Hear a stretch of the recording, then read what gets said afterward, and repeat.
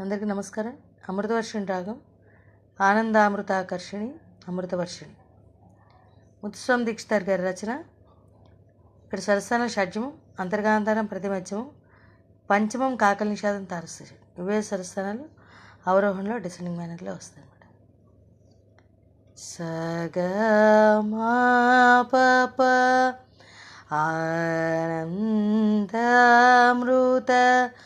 పమగమగస కర్షిణి అమృత సగస సని సగవర్షిణి పపస సని భమ హరాది పూజితే గమ గస స శివే భవాని నిసగ సగ పమగమపనం గమపని ద సగ సని సని మృత పమగ మగస కర్షిణి. నెక్స్ట్ అమృత వర్షిణి అనేది సేమ్. సగ స అమృత వర్షిణి సని పసగ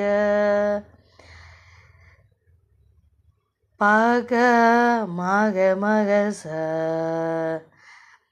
నీ అమృత తర్వాత వర్షిణిలో అన్నీ అన్నప్పుడు అక్కడ వస్తుంది. నెక్స్ట్ అనుపల్లవి నెక్స్ట్ పార్ట్లో సెండ్ చేస్తాను. అనుపల్లవి మధ్యమకాల సాహిత్యం.